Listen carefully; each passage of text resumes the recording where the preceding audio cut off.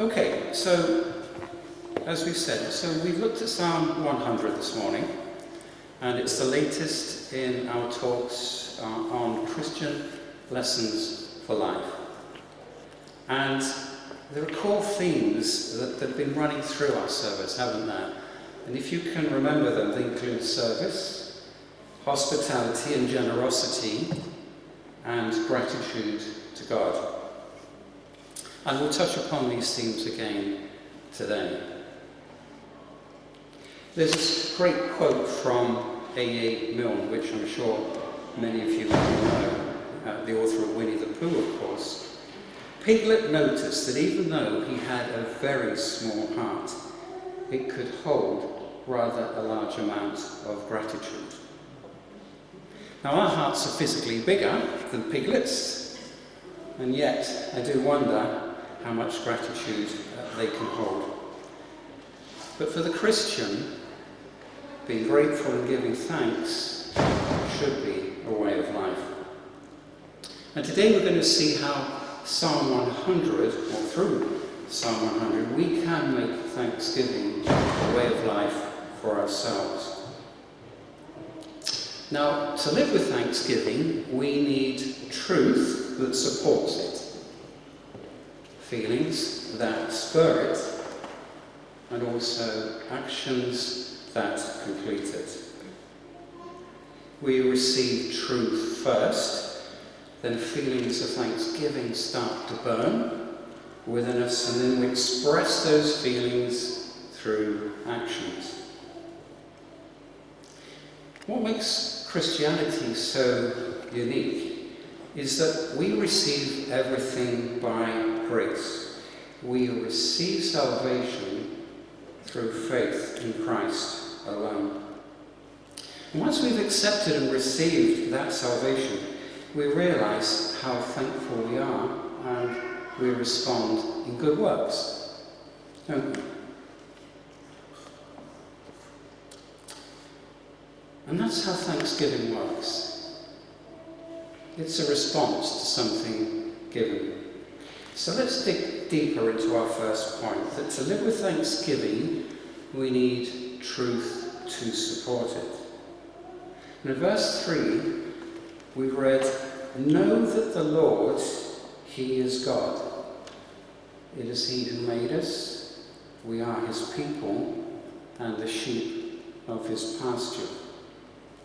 And notice the first word in verse 3, know. That word indicates certainty. There is one word in this psalm that supports all others. It's this word, know. So what do we know with certainty as Christians? We know that He is God. Now, this is the core of the psalm. It's the first thing we must know, that God is God. In 1 Kings 18, God was put to the test by the prophets of Baal, a pagan god. Elijah, God's prophet, came to the people of Israel and said, "How long will you go limping between two different opinions? If the Lord is God, follow Him, but if Baal, then follow him." And Elijah and the prophets have a showdown. All 450 of the prophets of Baal pray and wait for Baal to send fire down upon the altar. Nothing comes. Then Elijah asks for the altar to be flooded with water. If the fire comes, it will have to be a miracle. Then Elijah prays. And then we read, "Then the fire of the Lord fell and consumed the burnt offering and the wood and the stones and the dust and licked up the water that was in the trench. And when all the people saw it, they fell on their faces and said, 'The Lord, He is God. The Lord, He is God.'" He's not one God among many. He's the only true God.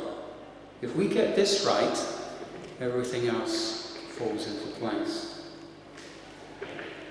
We know He made us. We're not accidents. We're made by God in his image. And David expresses this in Psalm 139 when he says, "You formed my inward parts. You knitted me together in my mother's womb." Humanity is not formed by throwing a bunch of molecules into a stretch of time and complete chance. The you that you are is no accident. You were created by God. You have significance, even glory, because God made you. Isn't that an amazing thought? We know we are his people. God not only made us, but he wants us. We've done enough sinning to be eternally separated from God, but he still calls us his. He wants me and he wants you. How can we know that? Because he came for us. In sin we turned our back on him, but in grace he turned his face towards us. Jesus left his home in heaven because of his great love for us, and he accomplished the work of salvation. He wouldn't abandon us.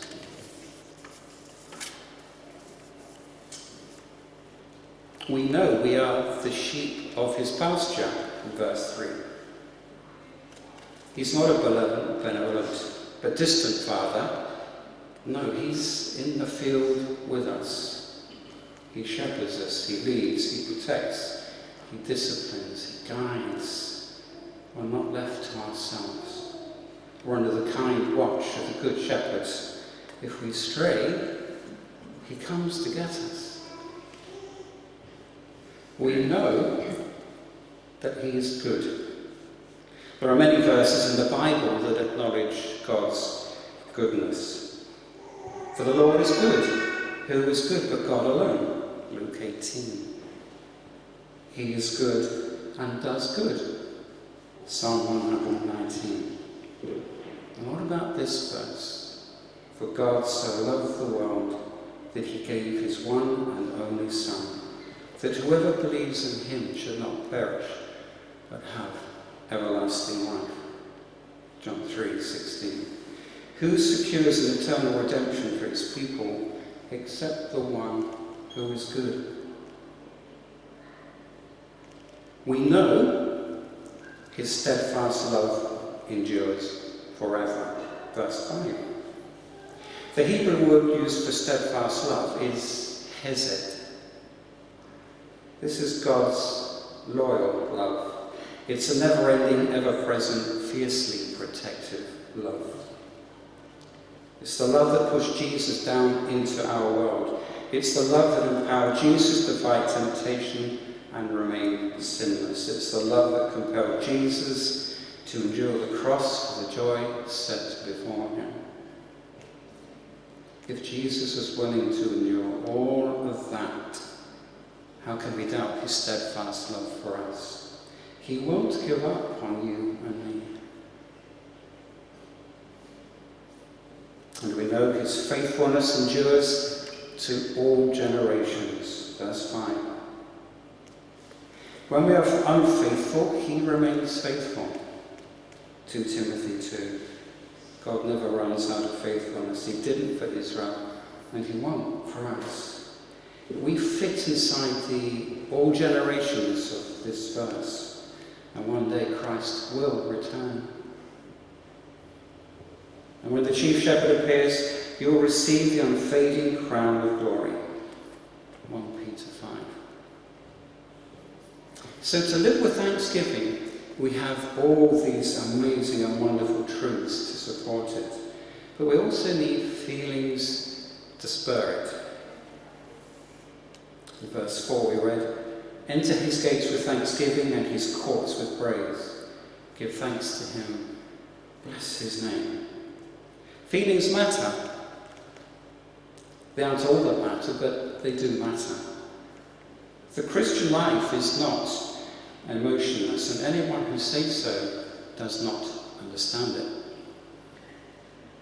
But emotions are based on truth, and therefore they can last.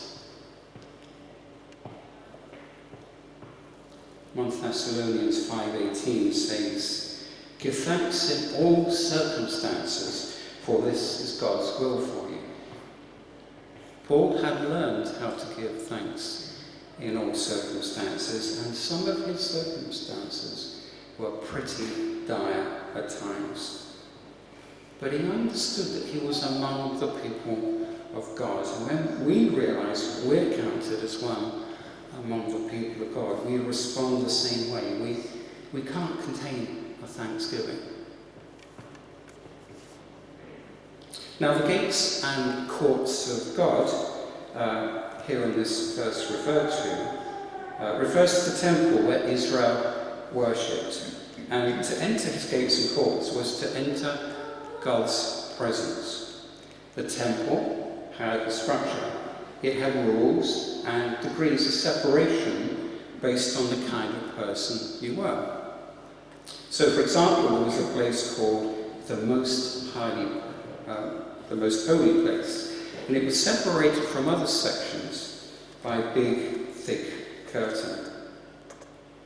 And only the high priest could enter that room once a year on the Day of Atonement, because it was the earthly dwelling place of God. Do we appreciate just how much more access we have to God than these Israelites? When Jesus died on the cross, that big, thick curtain was ripped in two from top to bottom. God tore that curtain because Jesus' sacrifice was perfect for all time. No more separation. God now dwells inside of us by the power of the Holy Spirit. We are never without God's presence. And we are so thankful for that, aren't we? You know, a heart filled with thanksgiving is actually the most restful a heart can be. It's not trying to prove anything.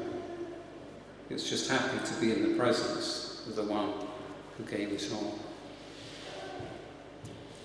And then thirdly, to live with thanksgiving, we need actions to complete it.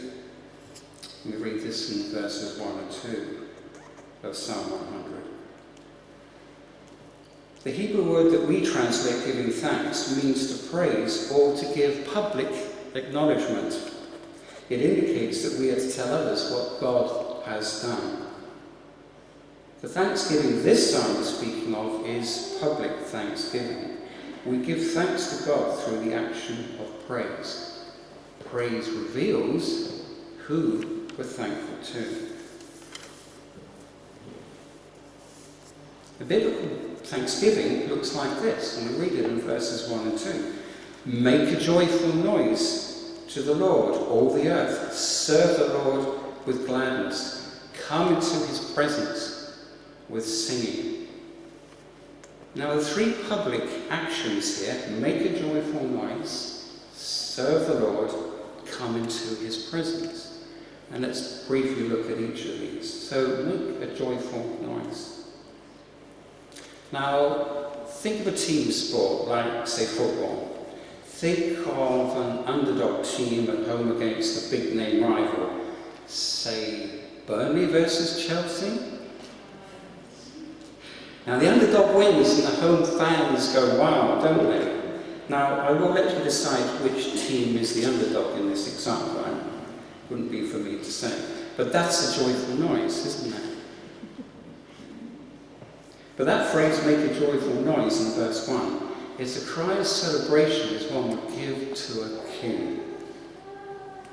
This psalm is an invitation to get rowdy in the presence of God. We get rowdy, don't we? I'll leave that just hanging there. The big game has been won.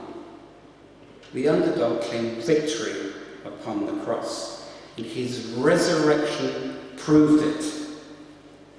And we can't seem to replay it enough or tell enough people about it. Does this describe you and me? I wonder. And then second, we serve the Lord. But how do we serve the Lord? With gladness? Okay.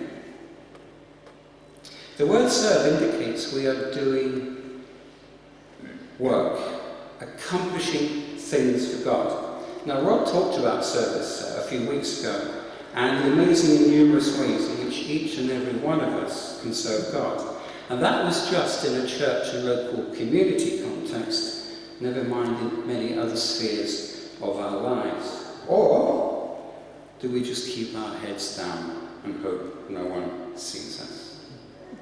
You see, there are opposite ways to serve God. One way is to serve begrudgingly, or not at all. The other way is to do it with gladness and generosity. How are you serving God? Do you see it as a chore or as a joy? Thankful hearts serve the Lord with gladness out of response to his goodness. There is a settledness to it. It's not an anxious serving, it's restful. Serving with gladness is serving loved, not serving to be loved. And then thirdly, coming into his presence. How do we come into God's presence? With singing. We sing about what we delight in. Do we come into God's presence this way, like excited children? To live with thanksgiving, we need actions to complete it, and praising God is the final step in the giving of thanks. So to summarise, to live with thanksgiving, we need truth to support it, and we get that from verses 3 and 5 of Psalm 100. To live with thanksgiving, we need feelings to spur it. To live with thanksgiving, we need actions to complete it. And when we see what God has done, especially through Jesus, we respond in thanksgiving and praise. We enter his gates with thanksgiving, not because we've worked up enough gratitude to do so, but because we seem in love with God that we can't help but do so. Our hearts may be very small at times, but they can hold a large amount of gratitude if we allow them to. Amen.